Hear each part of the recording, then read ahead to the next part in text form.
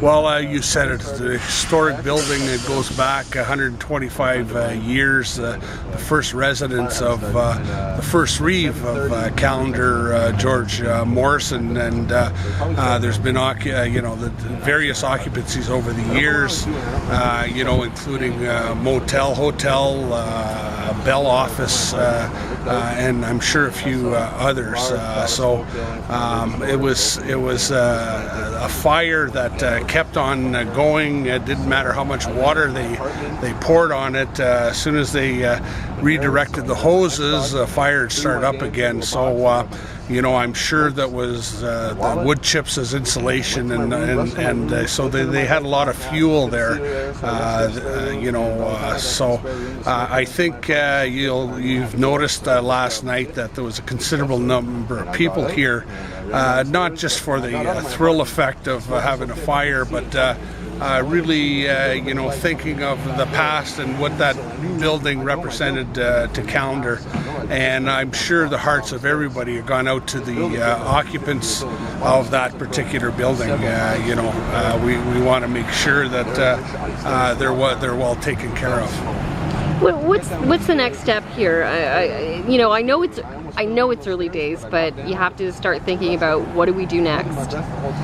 Well, from a municipal perspective, it's a difficult thing for us to do. I mean, we understand that vicars are involved, as well as the Red Cross. There's some immediate funding and opportunities made available through the Red Cross and the Vicars group. The Lions Club today have confirmed that they will take the lead in any fundraising event, and we'll be working with the community to accept donations, whether it be financial or clothing or food or so on and so forth. So they're taking the lead, and the municipality will participate through the Lions efforts. Where are the people right now, Hector? They're dispersed. They've been given rooms, I believe, at local hotels. There's a few people that have opened their doors and offered them apartments in the immediate area. So they've been, there's been a sort of a distribution of the people all over the place. I guess that's really about it. I guess the investigation continues. You're not the fire chief, so you can't really answer that question. No, the investigation, but I could tell you that the chief will confirm that it doesn't appear to be a suspicious fire. So, I mean, I don't want to speak out of turn, but I've overheard the conversations that he's mentioned that. So I think there will be some investigation as to the cause of the fire, and that'll come out in his report that's due, obviously, shortly. Hector, from an emotional standpoint, I don't remember any fires of this scope being in Callander for a long, long time. I can't remember ever. What about what it does to the community as a whole? Well, nobody wants to see people displaced, and I think what hurts the most is not the building itself. Although you do respect to the building owner, but it is really the people, and what do they do next?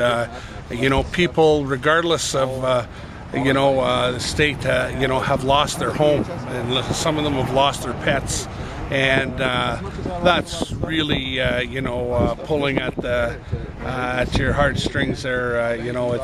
That's not the thing. So I think that will encourage people to come forward and help those people who have been Callanderites, all their life, and often their parents and relatives have been Callanderites before them. So I'm hoping that people will see that and and come together to provide whatever assistance they can.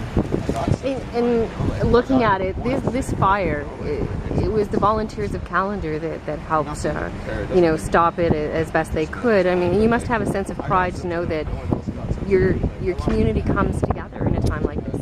Absolutely, and we are extremely proud of our fire department for a volunteer force. I believe it has the reputation of a quality force. It is like a family also. It's family within our family here. So the boys and girls of the fire services are not only well respected by the community, but very much appreciated by everybody.